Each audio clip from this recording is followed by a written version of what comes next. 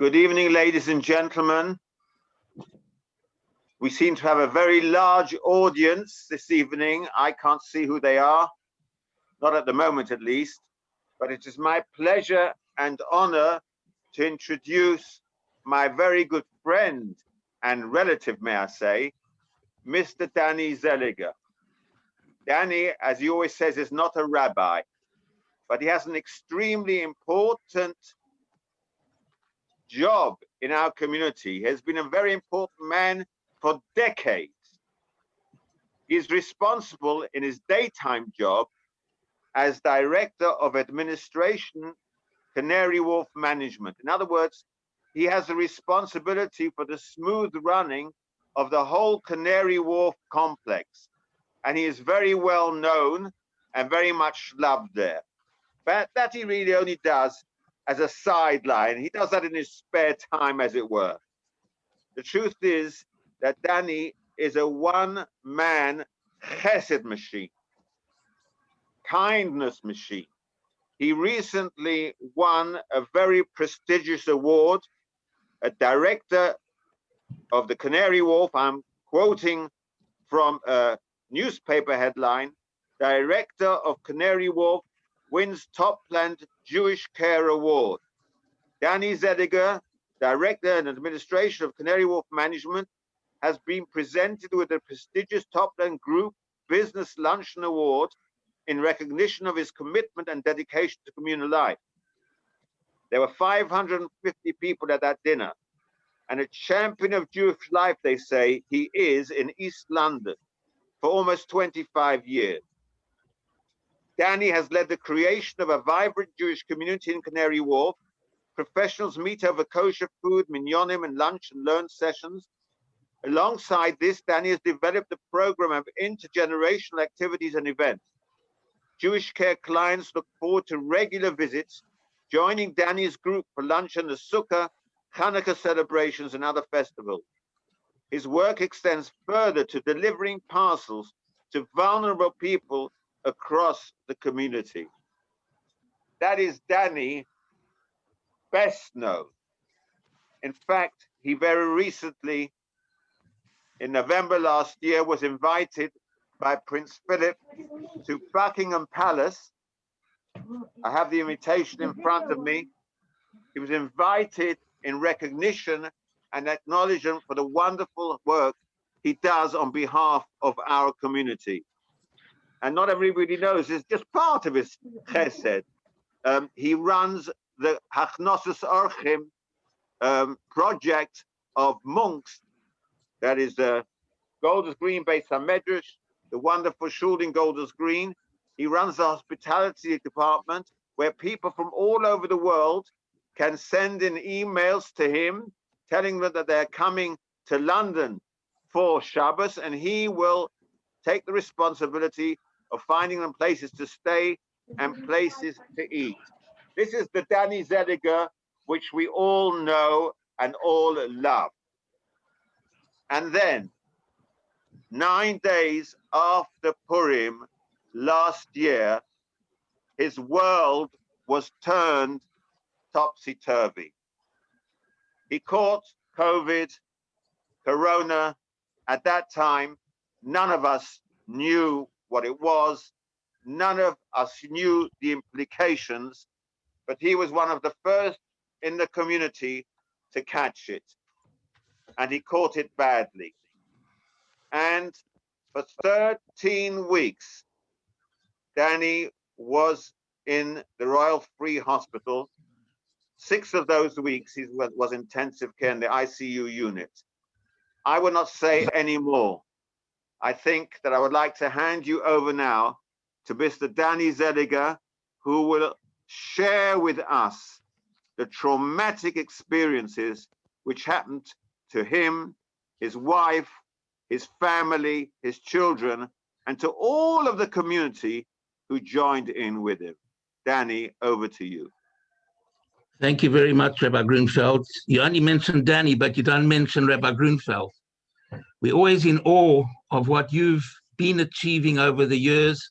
I still remember visiting you in your home when you were in Kollel in Gateshead, And looking back now, what you've achieved with your team, with Rabbi Herman and the whole group, is just amazing. As you know, our daughter worked for you for 3 years, Simcha Bella, and she was also always in awe of what your organization stood for and what you achieved. So first of all, I want to wish you all Hatzlocha Rabbah, and you should all go Michael El Choyel. Okay, it is very humbling and emotional for me to address you all. Aside from being in business, as Rabbi Grunfeld mentioned, and working for Canary Wharf Group for the past 30 plus years, most recently as Director of Administration, also being involved in community affairs for at least that amount of time, I'm now, thank God, a COVID survivor.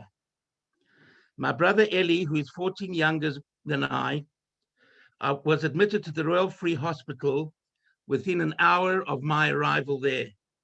Thank God, both of us are here to tell the tale. Although the road was and still is rocky, within 36 hours of our arrival in hospital, we were both ventilated in the ICU. I was on the ventilator for 5 weeks, and Ellie was on the ventilator for 9 weeks. I was in hospital for a total of 13 weeks, of which 6 were in ICU. My brother Eli was in hospital for a total of 22 weeks. Both of us were unconscious over Pesach. I want to publicly thank all those who davened and continue praying for us.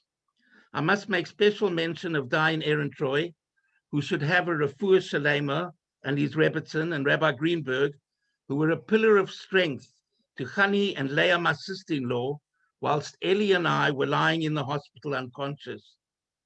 Lastly, my dear wife Chani and children and their spouses, and Leah and her children. The first nace, the first miracle, was that Hashem made Chani and I meet in Israel 38 years ago, despite the fact that we lived in different ends of the world. Chani in Montreal, Canada, and me in Johannesburg, South Africa. I'm very grateful to my parents-in-law for having raised such a special daughter. My mother-in-law should have arichas yomim and a long life and be gesund. Now I'm the recipient of Chani's intensive care. She was actually an intensive care nurse. She does not stop worrying about and caring for me and preempting all my needs with such patience and understanding. Hashem should grant her koach and gesund to continue all her wonderful work at 120 until 120. We really felt the immense power of prayer. From experience, I know that the recital of Tehillim, Psalms, does not always give the desired outcome, but it never goes to waste. It is mind-boggling how many Tehillim prayers have been said over the last 9 months on our behalf. Although for the first couple of months, we were not even aware of what was going on and about how much concern there was for both of us. I hear that when my sister-in-law Leah was called to the hospital, as Ellie was in dire straits, she phoned Chani to ask everyone to storm the heavens. Immediately, our children organized a conference call all around the world. Within the next few hours, there were about 1,200 calls, and the whole Tehillim was said twice over in unison. Thank God, Ellie improved and is now home. Ellie and I cannot begin to fathom the worries that our wives and families had, yomam v'layla, day and night. The time differences between Israel, North America, and London was also not easy. Ellie and I were away from home, not for one, but for 2 Yomim Tovim, the 2 Jewish holidays, which were Pesach and Shavuot. On Rosh Hashanah and Yom Kippur and Sukkot, I said the blessing of Shehecheyonu, God has kept us alive, with even more kavona, in other words, with even more concentration. I would like to speak on some of the Nisim Geluyim, the open miracles that I personally experienced. Firstly, the Hatzalah member whose child received a text message to daven for my brother Eli. The text did not contain his family name, just his Hebrew name. The name rang a bell in the Hatzolah member's mind and as a common Emmanuel Seliger name. He called Chani and asked if Danny was okay, to which she said no. Immediately offered to come to check me out, casually asking, Danny's name is Elchonan Shimon, right? To which she said, no, that's Eli, but check him out anyway. He sent me straight away to hospital. He then went to check Eli out and subsequently sent him to hospital. Both of us arriving in the Royal Free Casualty within an hour of each other. I shuddered to think what would have happened had Hatzolah not come that Thursday night. I cannot explain how difficult it was for me to travel in the ambulance alone without my wife being able to accompany me into A&E due to stringent COVID laws. I had no idea when I would be able to reunite with my family once again. The feelings of loneliness and desperation just cannot be described. After waking me up, gradually I could not move my arms. I couldn't move my arms. I couldn't move my legs at all. I could not hold a cup or a phone or walk for weeks. I was very lonely, vulnerable, and helpless. I actually asked the staff to remove the clock on the wall as I could not bear watching the time moving by so slowly. I had to be hoisted into a chair as my body would not carry me. I asked the physiotherapist how long would it take until I would be able to walk again. He responded to my frustration, how long is a piece of string? In the Royal Free, the medical staff were excellent. I was very fortunate that Dr. Benny Schreiber admitted me and was very helpful to Chani all along. I also want to thank all those people who are currently helping me to smoothen my road to complete recovery. In the morning, I say brochas, blessings, which relate to some of the nisim, the miracles, which happened to me with extra kavona, with extra concentration. The brocha of Asher Yotzar, the blessing, God who has fashioned man, with which one says after relieving oneself during the day, speaks about all the different openings and cavities in the body. And we must be grateful if none of them are ruptured or blocked. Believe me, I was very happy when all my internal systems were working properly again. We take everything so for granted. It is only when Hashem takes it away from us that we realize the immense amount of chesed, kindness, that Hashem does for us every second of the day. The next bracha, blessing, is Elokai neshama shenosato bi tahoro hi. God, the soul that you placed within me is pure. At the end of the bracha, we thank Hashem for restoring the souls to the bodies of the dead.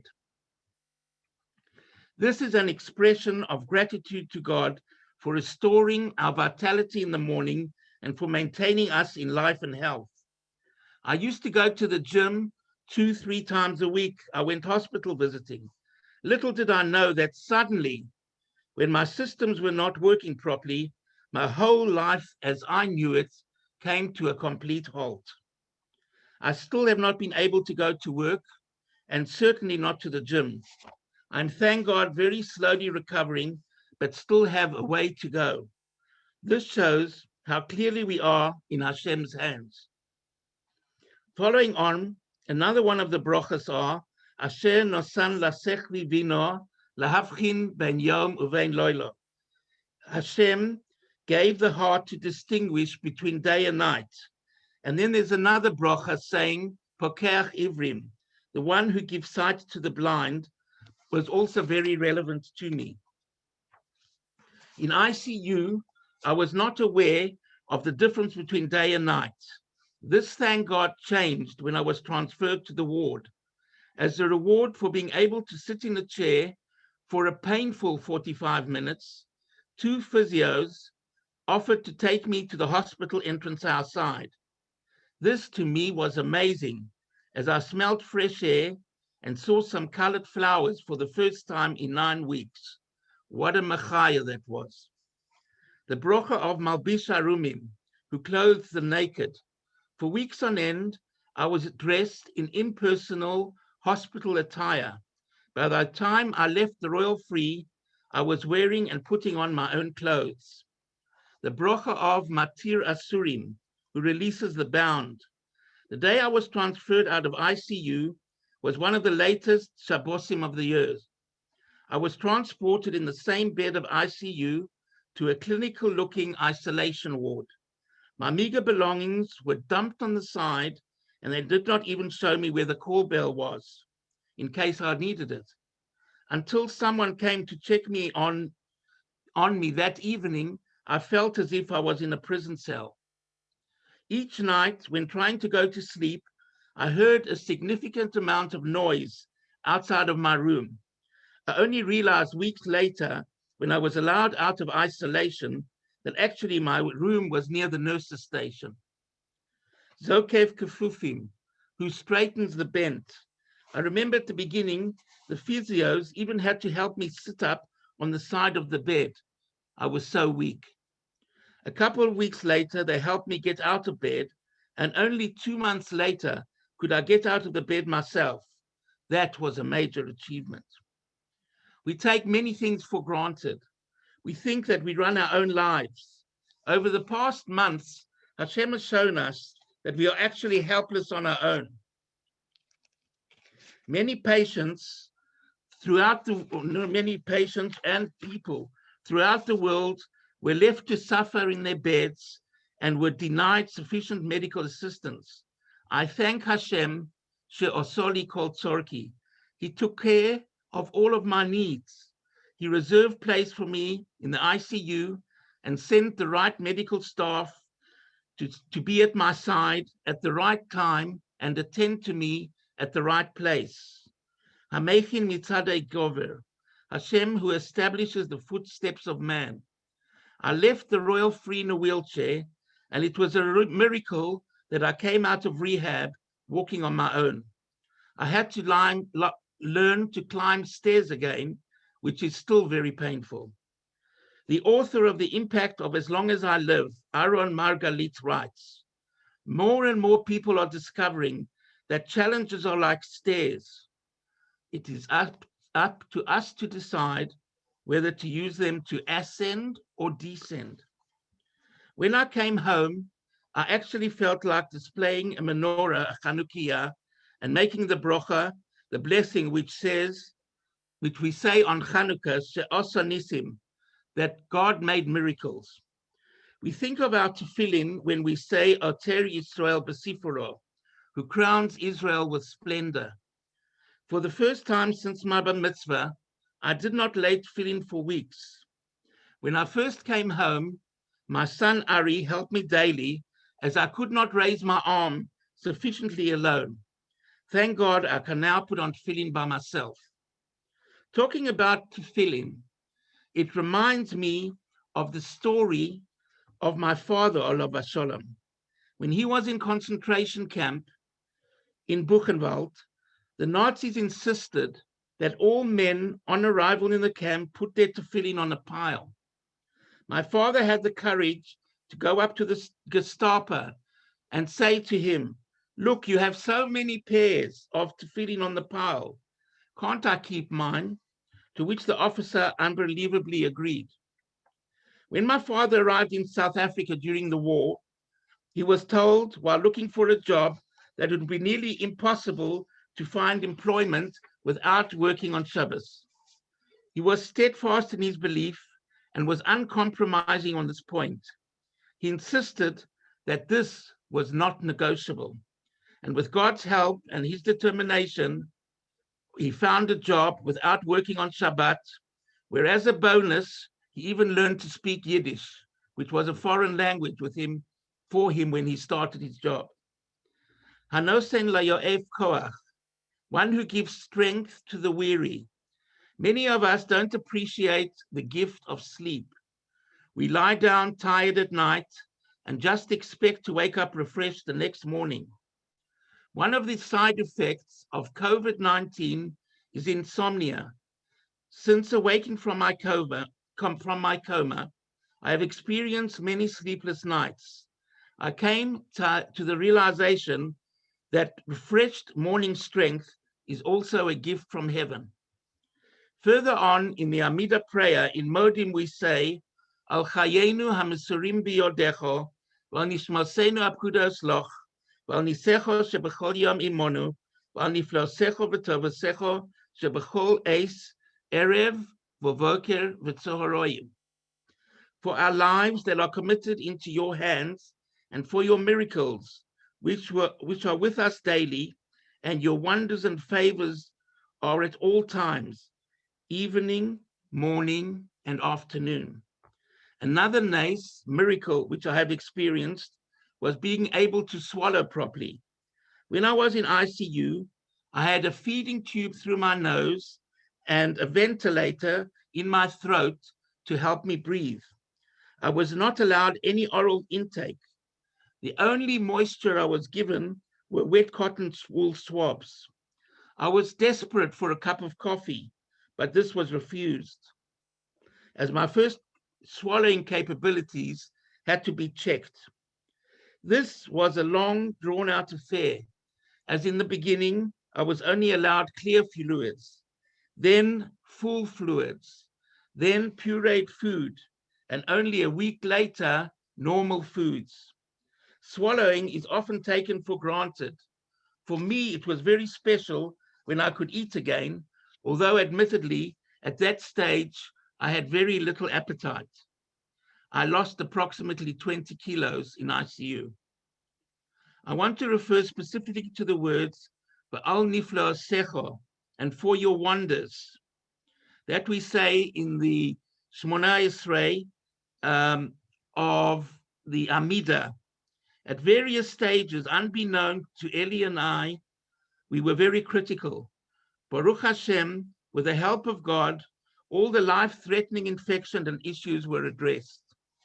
One Shabbos, when I was already allowed solids, there was no rabbi to call as it was already Shabbat. I had a bottle of sealed grape juice in front of me, next to 2 small chalot. I had no strength to twist open the grape juice bottle. At the same time, I had a call bell next to me. I later heard that I did right. I made kiddush over chalot, and the grape juice bottle was left intact, and I did not use the call bell. There are many more nisim, miracles that I experienced, but I would like to share one more with you. For the last 15 years or so, I managed to organize company funding for the various Jewish events at Canary Wharf. Usually, I invited employees working on the wharf and approximately 200 elderly to attend from about 10 homes or day centers. This year, to my great disappointing and disbelief, the funding for the Purim event was flatly refused. The only approval I received was to send Mishloach Monas packages to one center for Purim. With hindsight, imagine had the event gone ahead. Chas v'sholom, God forbid, many of the elderly could have become very ill. Unfortunately, I know various people in the UK who were not granted their request in last year's davening of Zochreinu L'chaim, remember us for life. It is a nace, it's a miracle that Eli and I were spared. Some people are still in rehab with major medical issues. My heart goes out to those orphans and widows. This year, I imagine we all had a different kavona, a different feeling when we said so many times from Rosh Hashanah to Yom Kippur, in Avinu Malkeinu, our Father, our King, Menama Gefor Minachalosecho, withhold the plague from your midst. We all have a clearer understanding of what that means. Please continue with your Tehillim efforts, including all the other Cholim, sick people. We have openly witnessed what Koach HaTefillah, the prayer of power, has done. We find at the end of Devarim, Deuteronomy, that God said to Moshe, Be'etzem hayom hazeh, on that day, that he should go up to the mountain and die there. Rashi, a well-known commentator who lived just under 1,000 years ago, brings 3 places where Hashem specifically did something in the midst of the day to show that no one will be able to stop this from happening. And here, no one will be able to prevent the death of Moshe Rabbeinu. Harav Chaim Shmulevitz asks, did Hashem really have to show that no one could stop Moshe from davening? How could anyone have thought they could stop Hashem from taking away Moshe's soul from this world? Rashi continues in his explanation and says that the Jewish nation would have said that the man who put them through the Yam Suf, through the Dead Sea, the man who brought down the manna, brought up the well of Miriam, and gave us the Torah, such a person we would not let go and would not let him die. Rav Chaim explains that if the Jewish people would have recognized how much they needed Moshe and how instrumental he was for their physical and spiritual lives, with this immense and close kesher, the link to Moshe, they could have torn through the heavens and made a request that could not be refused, which would stop Moshe from dying. This strong bind to Moshe would have prevented his departure from this world. When we recognize how much we need each other and literally storm the heavens with prayers and ask rachamim, mercy from Hashem, this has unparalleled strength that can keep us alive. And in the koach hatefillah and the koach ha'achdus, the strength of prayer and the power of unity can mean so much. A few months ago, we said in Slichot, in the prayer of Shema Koleinu, hear our voices. We ask Hashem, Al tazveinu Hashem Elokeinu, Al tirchak mimenu. Don't leave us, God, and do not be far away from us. Let us hope that Hashem will have mercy on us and eradicate this terrible mageifa, the plague of COVID-19, very soon. A year ago, who would have thought that many people would be wearing masks in the shops, streets, and all over, and that traveling would be so difficult? Who would have believed that there would be lockdown in Israel over the Jewish festivals? The virus has caused absolute havoc around the world, and to my knowledge, not one country has been spared. I know someone whose children came from Israel and could not in the end spend Yom Tov with them due to social distancing regulations. He told his wife that she should look at things in proper perspective. At least they were sitting in the comfort of their own home. Think of both their respective parents with no clothes, medicines, or food to eat during the Holocaust period. After I woke up, I was shocked to hear that my original name of Yitzchak, the name Chaim, was added, i.e., my name is now Yitzchak ben Bela. I hope that God will grant us and me a long life, and I will be able to bring tzchok, laughter, and happiness to many people. Also, within 24 hours, sufficient money was raised for a Sefer Torah to be written as a merit for us, which will be available for use, not in a special shul, but for charitable purposes. I was in hospital over Pesach. I could not call the people I was intending to. Just before Shavuot, one of my sons phoned me and said that he and our other children had a Yom Tov present for me. They would call all the people I would have called before Yom Tov. I did not have a list in front of me and just tried to remember those who I felt should be called from the different continents, and that's what happened. Our children called from the various continents from different parts of the world. Due to COVID-19, many have been isolated for many, many months.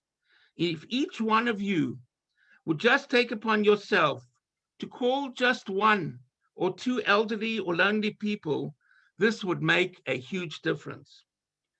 In the prayer of Nishmas, we say every Shabbat and Yom Tov morning, we mention Kol atzmasai tomarno Hashem michomocho. My very bones talk for themselves and clearly demonstrate that there is no one like Hashem. I have often been asked how I managed during this very difficult period of my life. Thank God, the emunah in Hashem, the faith in God, and the fact that I had to pull through for my family enabled me to surf the challenging waves of life which I experienced. I just recently read an article by Rabbi Goldwicht called God's Number. It reads as follows: Rabbi, I have to share a story with you. You have to share it with all the people of the world. These were the words of an elderly man who came up to my father after one of his classes. I was in the Holocaust and they took away everything from me. He began, and then the worst came when I arrived in Auschwitz and they stripped away my basic human dignity and identity and gave me a number. I was no longer a person. I was just a number. As I lay in the barracks that first night, I didn't know what to do. I then looked down at the numbers on my arm and I started adding up the numerical value of the numbers, and I couldn't believe it. They added up to 26, the same Hebrew numerical value of God's name. I then realized that God is with me even in these darkest of times.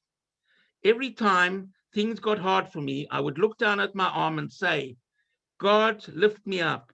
This was the message of this elderly man. In life, almost everything can be taken away from us, besides one thing.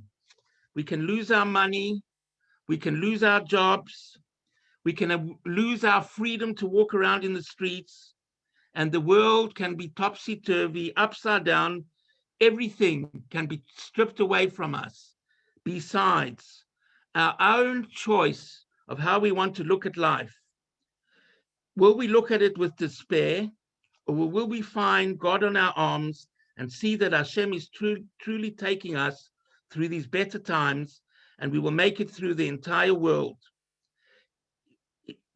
We are undergoing very difficult days. The whole world is undergoing very difficult days. But these are the moments when we look inward and choose to see Hashem's name and number in everything in our lives. Some people have said to me, we are fed up with COVID already. What does Hashem want from us? The answer, I think, is that Hashem wants us to learn something from everything that has been happening. Every night for 6 months, my family has arranged a conference hookup throughout the world. We had a speaker every night, followed up by Tehillim, Psalms. One night, the famous Rabbi Shimon Galai came from Israel, and he spoke for us. He said that the word corona in Chinese means a crown. He then explained that Hashem has sent the virus to show us that Hashem runs the world. It has been very clear throughout the past few months that no doctor or professor has control. It is only Hashem who wears the crown. Rabbi Shlomo Eiger explains that the reason we find it hard to live with God is because we actually cannot see him. If you would take some time to contemplate and appreciate his creation, we would be able to relate to him. I was walking in the park recently and marveled at the workings of God, just appreciating the different colored leaves and flowers. Although we can all testify that life has not been easy for us over the past many months, I hope that some of the thoughts I discussed will provide us with the encouragement we need to face the challenges of these turbulent times. Wishing you all good health and happiness now and in the future. Thank you.